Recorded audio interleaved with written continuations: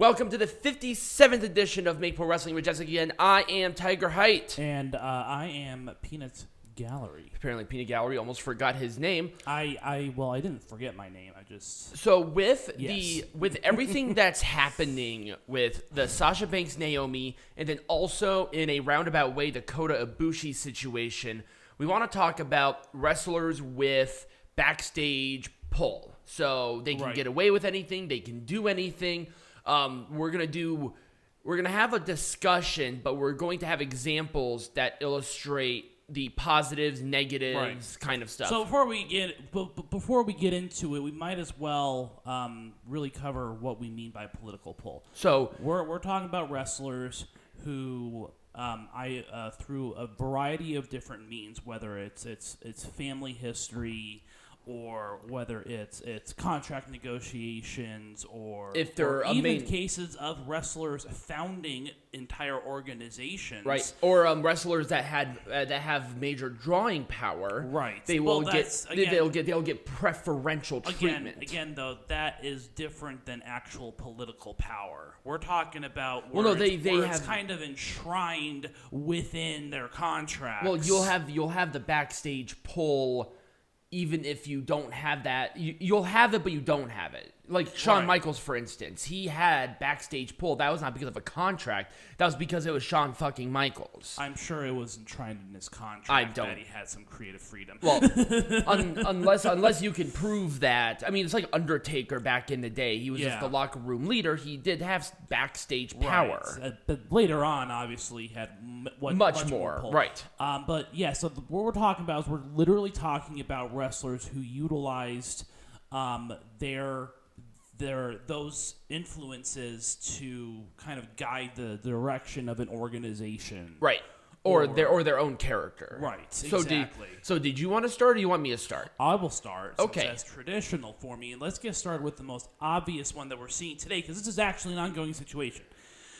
Let's talk about the Anoa'i family. Now, the Anoa'i family, of course, the Anoa'i family and the McMahon family have a very long history that dates back to even earlier than the 90s, like by 80s. By 40 years. Yeah. No, not by then. I mean, Afa and Sika wrestled in the 60s. Oh, okay then. So the 60 years. Yeah, no, they were the WWF tag team champions. That's right. So also keep in mind, Rock. Remember, The Rock is a third-generation wrestler. His dad wrestled in the WWF. Oh, yeah, his grandpa wrestled in the WWF. Oh, okay. So, anyways, the McMahons and the Anoa'is have a lot of... this goes a lot farther back. They have a huge history with, between the two families. I want to talk about the modern Anoa'i family because, of course, we want to talk about the ongoing situation that is occurring between management and the former women's tag team champions, Sasha Banks and Naomi. Yes. Well, Naomi more so because she's the one who's married to one of the Usos. Right. Sasha, so she is an Anoa'i by marriage. Right. Now, Sasha Banks' situation is different. I think she does have some form of backstage power, being one of the veterans, and then also having drawing power. Right, but they both have pull. They both have political. Well, yeah, I think a lot of it. Well, Naomi's is veteran, and then also with being married to one of the Anoa'i family members. So the reason why I brought this up was because I saw a news story where they essentially theorized that Roman Reigns is ultimately going to make the decision about whether or not Sasha Banks and Naomi are released. And the reason that they're not going to get released is because they're worried about them being signed to AEW. Well, they are worried about that, but I think that ultimately the decision is going to fall on Roman Reigns, and I don't think that Roman Reigns is going to want to release those two. I don't think so. So that's part of the reason why I wanted to bring this up first and foremost. So the modern interpretation of the Anoa'i family is obviously has that sort of power to influence whether or not a company literally all three of them at this point have 2 championships over their arms. Right. But let's also talk about Paul Heyman as well, because I think the Paul Heyman factor plays a really large role in absolutely. this as well. Heyman has a lot of creative freedom. So you have political pull from somebody who doesn't even wrestle. Yeah. I mean, he gives his 2 cents in creatively. Right. So but obviously it's enshrined almost within Roman Reigns' contract that he can that under the direction of Paul Heyman he can be whatever he wants to be. Right. And I know that he was... And I think that the Usos have this contract as well. That's kind of where I'm disagreeing with you on that. I think it's more of because they're part of the Anoa'i family. Yeah. That they can do a little bit more than what is enshrined with their contract. It's almost like... with me and my job, I can tell my boss whatever the heck I want. It's not enshrined in my contract, but that's just how he and I are. And in this situation, I think it's kind of that same thing where it's kind of how that relationship is with that whole family. So ultimately, I don't think that Vince McMahon is going to make the final say. I don't think so. Whether or not Sasha Banks and Naomi are released. We're not going to go too far into it because there's a lot of working parts. There's a lot. Yeah, this is very much an ongoing story. I do not believe that Sasha Banks and Naomi are going anywhere. But if for some reason that they do, Sasha's going to Disney. She's going to work on the midichlorians because she has a contract with them that's very lucrative. And if she's gone from WWE, which is her primary obligation, they can sign her to something maybe a little more permanent than her appearance because they've already talked to her about it. Yeah. Well, so... She's diversifying her portfolio a little bit. But I don't, I don't want to stray too far away from the actual conversation that's being had here, because, again, this is something that very much goes. Again, it just is something that just goes back to for a very long time. And since there are so many members of the Anoa'i family that wrestled for the WWE, we have to take into consideration that Vince McMahon will trust their opinions maybe a little bit more than other wrestlers who don't have that type of pull. I 100% guarantee that. That's definitely there. All right, well, let's talk about the second person. This person founded multiple wrestling companies and positioned himself in such a way where he was always on top, where he was always in power struggle storylines, where he was always like the boss, right? Jeff Jarrett. Multiple world title reigns. It was in the other one. He was never a world champion in Global Force. No. But the other company, obviously being TNA, now Impact Wrestling. He positioned himself in such a way where he was the face of the company. Yep, he was NWA World Champion. In a wrestling capacity, in an ownership capacity, and in a creative capacity. Because he was in control of the entire shebang. Now, the consequences to Jeff Jarrett's overall decision to put himself on top was incredibly damaged, potentially megastars like Raven, who got a world title shot. Rhino finally was getting a decent run. And then I think the most egregious out of all of them was Marcus Corvan or Monty Brown. Right, Monty Brown. That was going to be the first big homegrown talent that TNA produced, and they just totally dropped the ball on it. They dropped the ball. Because Jeff Jarrett wanted to be the guy. Now, there are a lot of other wrestlers who have founded companies and positioned themselves on top. Oh, yeah. We got Antonio Inoki. We got Pena, the Pena family, and AAA. Well, he was more of a booker. He was never a wrestler. Right, but again, there's always that. Speaking of Mexico, Ultimo Guerrero. Oh, yes. He's a wrestler and a head booker of CMLL, and he was their world heavyweight champion for a very long time. That's right. But this, I think, is one of the biggest American examples of blatant favoritism of the South. But I will say this. Well, the Jarrett family is very synonymous with the South. That's definitely there. Southern rasp. Jerry the King Lawler. He was he did Memphis. Yes. But here's the difference between those and Jeff Jarrett was timing, and then also they were draws. Right. Ultimo Guerrero is a draw still to this day. Antonio Inoki was a draw. Jerry Lawler. Right. Jeff Jarrett, not so much. No. He wasn't very influential in the WWE or WCW Where he shined was in TNA, and the only reason he shined were in TNA, because he was because he was the one writing the shit. Right. It was disgusting, and I think that there's a reason why Dixie Carter had to come in and save the fucking company, right? Because there was a lot of Jeff Jarrett. Because there was not only a lot of Jeff Jarrett, but it was him and the world champion, multiple segments, big stuff. But let's also talk about, though, when he was part of TNA, he also had a lot of political power in NWA as well. Because remember the whole incident where NWA had essentially had to gift the titles over to TNA for a long time. Yep.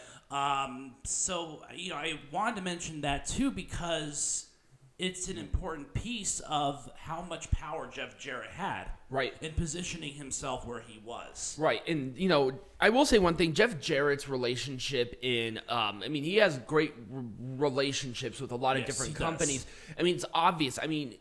Despite it never really taking off, Global Force Wrestling did have partnerships around the world. They had a lot of great partnerships, and that's the power of again, he has a great network of people. He knows a lot of people. Well, yeah, he's a third generation wrestler booker. His father did it, and his grandma did it. Right. So it's not like Jeff Jarrett doesn't come from a lineage of wrestlers, but it was a very centralized focus. Yeah. Antonio Inoki basically ran a whole fucking country. Right. And also keep in mind too is that there was diversification with them. Jerry Lawler ran for office. Antonio Inoki wasn't he the prime minister of Japan? I don't know.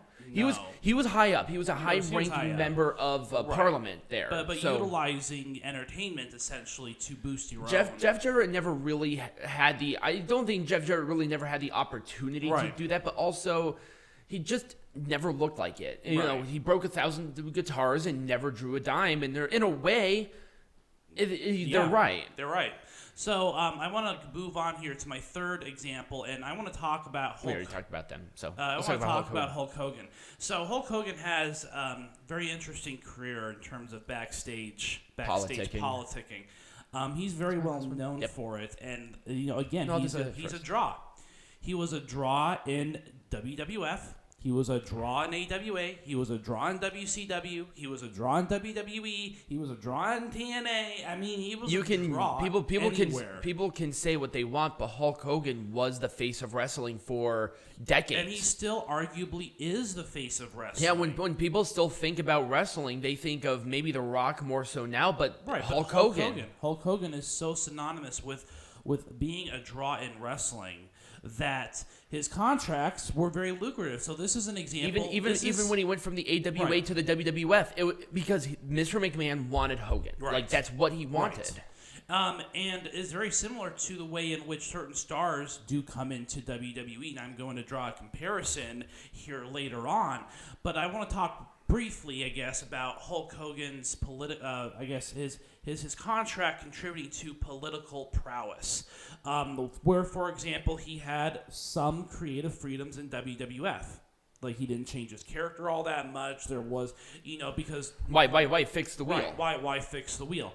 The WCW gave him a lot more creative freedom. Because they wanted him there. Yep, they wanted him there, and that's what Hulk Hogan... Now, Hulk Hogan wanted more creative freedom because he wasn't given as much creative freedom as he would have liked in WWE. Also, another thing about Hulk Hogan's political power is that he had his little cronies follow him. Yes, he did. He had his You're friends. Going to talk a little bit more about that too. I'm not really going to talk a whole lot about it because you are talking about Hogan. I'm going to talk about the NWO as a whole, and that's a different story. So Hulk Hogan, of course, was never just Hulk Hogan. It was always his friends like Kevin Nash, Scott Hall, X-Pac. Well, I will say, at least in their defense, with Diesel and Razor, they really never got together until they brought him into WCW. Right. But again, now they're so synonymous with each other. Right. It's politicking, and Hulk Hogan will pick who he likes, and will cast aside those that he doesn't like. And Hulk Hogan had that power. No, the little group that Hogan always had follow him were the Nasty Boys, Jimmy Hart, Brutus the Barber Beefcake. And of course, later on, you got the entourage. Right. You had Scott Hall and Kevin Nash. You had his friends. Right. Essentially, his friends. Sean Waltman, too. Yeah, you have to think about him. His friends would follow him around, and you saw a very clear example of it in TNA when he took that company over. Right. Essentially. I mean, he essentially took over TNA. Yeah, he was lead booker. Him and Eric Bischoff, they were the creative heads with TNA at this time. Obviously, it did not work to where they wanted it to. Right. But, at the same time, Hulk Hogan he's still a draw. Yeah. People are like, oh, I hate Hulk Hogan. I mean, do you really hate Hulk Hogan? It's a love-hate relationship. Now, I mean, I think nowadays it's cooled down, but keep in mind of the stranglehold this guy had on this business from the early 80s when Rocky III came out to even still to this day that people still think of Hulk Hogan. Yeah. Hulk Hogan changed wrestling, and I think his backstage politicking, it was a positive and a negative for that. Double-edged sword. But I want to draw a comparison to the situation, the contract that essentially Cody Rhodes signed with WWE. Yeah. He was a major draw.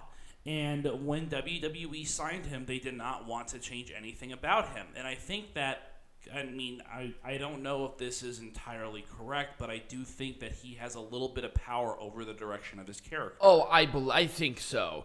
But here's the thing. I think nowadays a Hulk Hogan-esque person will not have anything like this. No. I think the wrestling industry has learned a lot from the political power and the stranglehold that this Hulk Hogan had. Yes. And from bullying people backstage to keeping them down because you didn't want to lose your spot to belittling people like Billy Kidman, who was having a rivalry with Hollywood Hogan at the time, at the very tail end of WCW, and Hulk Hogan said that the guy will never draw. It's like when Hulk Hogan says you're not going to draw, you're almost pretty much set up for failure. Yeah. So those were just a few examples of politicking gone good and gone bad. Mostly bad because you don't want to mix an active you don't want inmates politics. you don't want inmates running the asylum. Exactly. And political now direction on your character is one thing, but creative direction within the company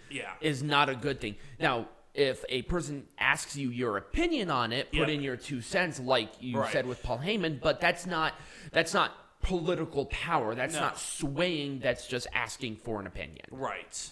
So that's kind of where I want to leave off, and then have you kind of pick back up. So when we come back, we will do your few examples. Yeah, absolutely. All right, we are back, and I'm going to be talking about mine. Now, I did not have as many pictures and as many examples, but I think that there is going to be a big contrast between what we have here. And I'm going to start off with Brock Lesnar. And we're talking about the Brock Lesnar. No, I'm talking about both. I'm talking about pre-UFC Lesnar, because he actually did have some political movement backstage. Yes.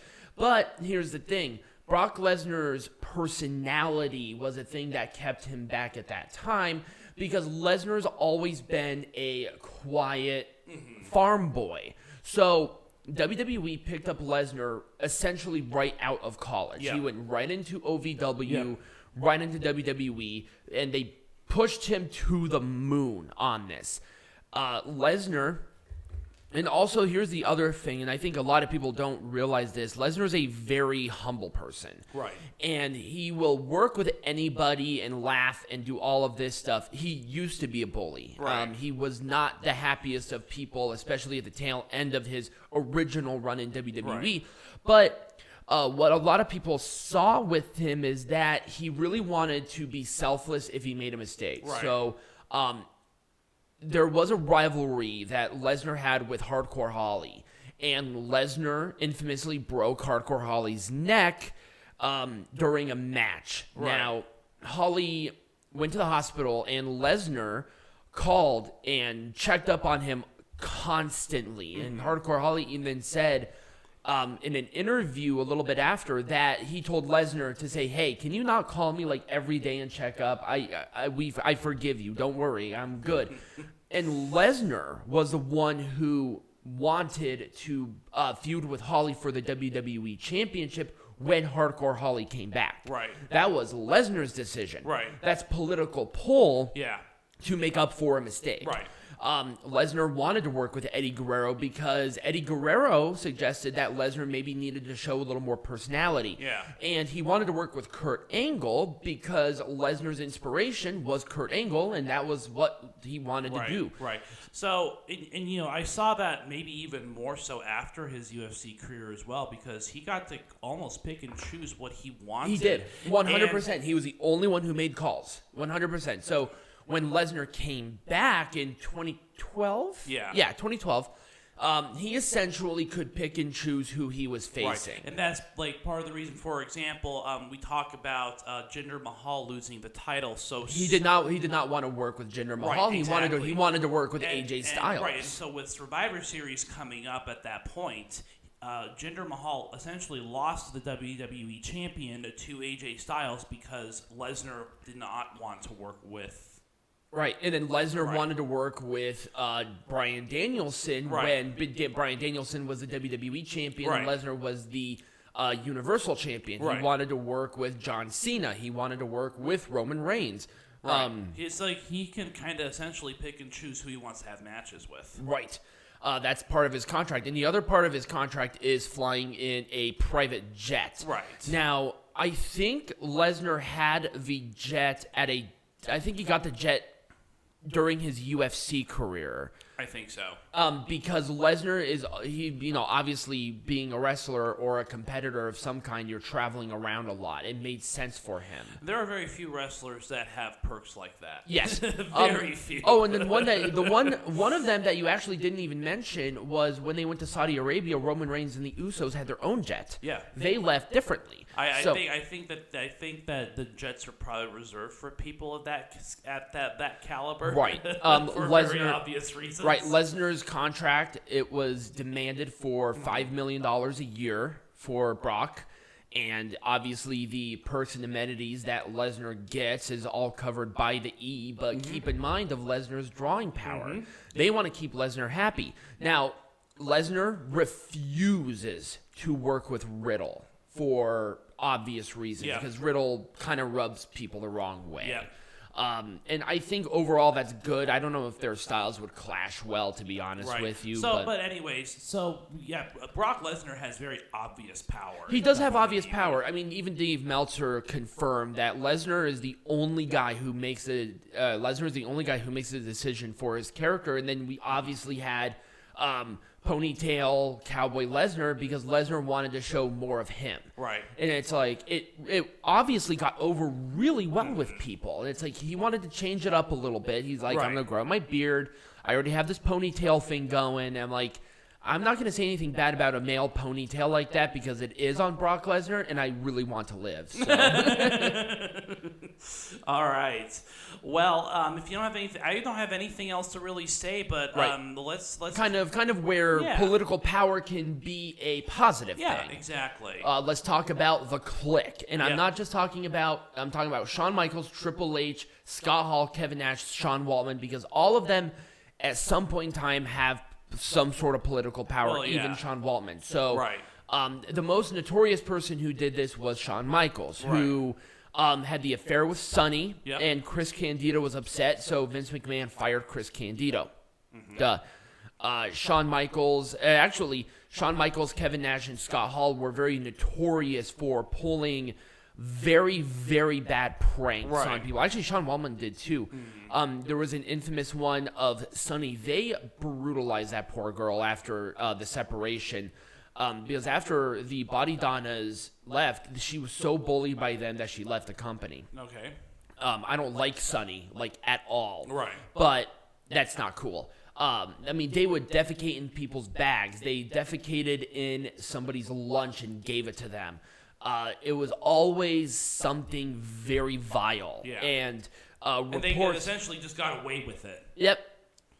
And actually, even though it wasn't in their contract, they had 100% control over not only their characters, but saying who was pushed or not. Right. There was an incident with PCO who basically blames Kevin Nash for getting him fired. Now, the situation was they were in Montreal, and PCO was on an undefeated streak, and obviously he's from Montreal. He wanted to win there. Right. Kevin Nash said, no, even there was even a compromise of PCO losing to Kevin Nash if they could have a 15-minute match, which is, fine. But Kevin Nash is like, nope, I want big boot, jackknife win, quickly, less than a minute. And he said no, and he was fired, I think, like a couple of weeks after that.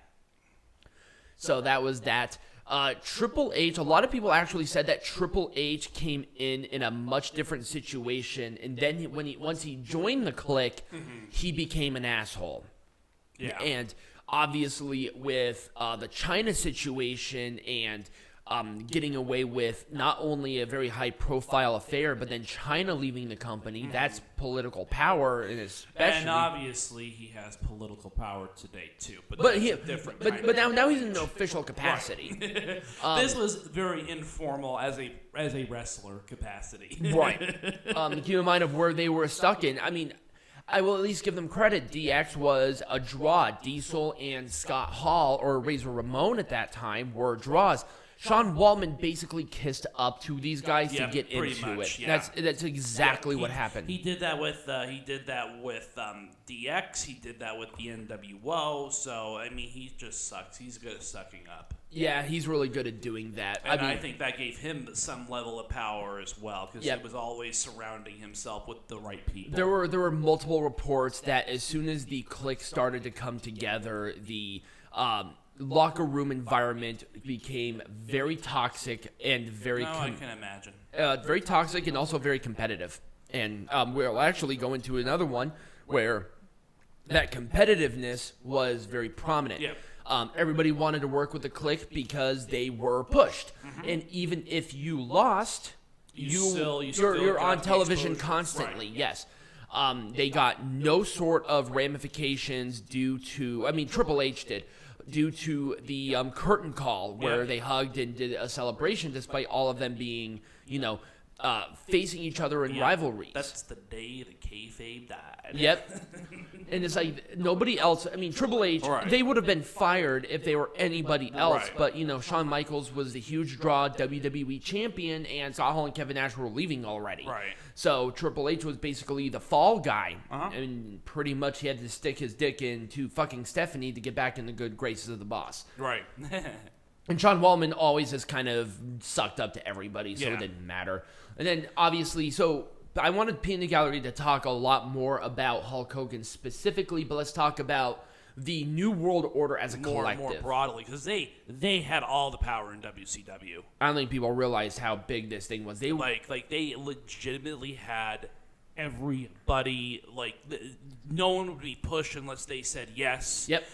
The WCW championship for the longest time during the tenure of that company was essentially decided by whether or not the NWO wanted it. And more times than not, the NWO had it. Yep, Kevin Nash. Well, Scott Hall never won it, which I was always surprised about for how much power he had backstage. But it was always between Hulk Hogan and Kevin Nash. Yep. One, both, or the other. Finger poke of doom. Yep. Nobody within the company knew that was going to happen. And, of course, they got away with it because it's the NWO. They had all the keys to the kingdom. Right. And also keep in mind as well that Eric Bischoff, who was the executive producer of the fucking show. Up to them. He was a part of the NWO. He was. He was a part of that, and you're absolutely right. If they wanted you to be pushed, you were going to be pushed. And if they didn't, then they didn't. And that created a very bad, very real, toxic environment backstage. Like there was no women's division to speak of. There wasn't a women's division. The cruiserweight division, it was a nothing sandwich. There were vanilla midgets. Like, who cares about them? Right.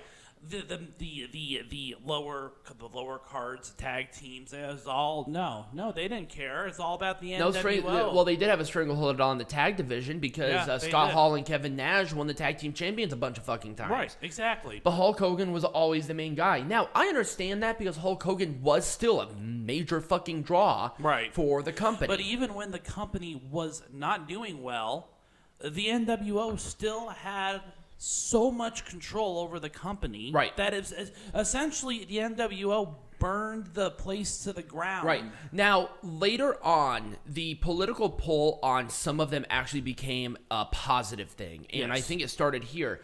Scott Hall obviously was a train wreck in his personal life, and he cleaned himself up before his passing, so I have to give him at least credit there. So I won't speak too much about that. But if it was anybody else in any other situation, that person would have been fired years ago. Oh, God, yes. Because he worked with people high, he worked with people drunk, and we're not speculating. The man actually said this, and that is a dangerous situation. And the other thing too we have to understand is that they weren't even under contract with WCW. Right. They had a Time Warner contract, so WCW could not do anything about it. Yep, they did whatever they wanted. Hulk Hogan obviously was Hulk Hogan within WCW. And then here's the one that I really want to talk about, and that's Kevin Nash. Because despite what he did in WWF at the time, Kevin Nash sort of humbled himself up and became a little bit of a positive contributor to his repertoire with his political pull. A big example within WCW is that Kevin Nash demanded WCW to push Diamond Dallas Page into being the world champion. Once again, an older star, but worked his ass off and did wonderful for himself. Kevin Nash was the one who wanted DDP to be pushed into the world title scene and go against the NWO. So that was a positive thing. Kevin Nash was the one who wanted the X Division in TNA to be a thing. That's why very early on, he was working with all the X Division guys. He actually protected them. There was a story that Kevin Nash got really pissed off at, who was it? It was Team 3D because they gave Chris Sabin a major concussion because they were reckless, and he got really pissed off. He protected them.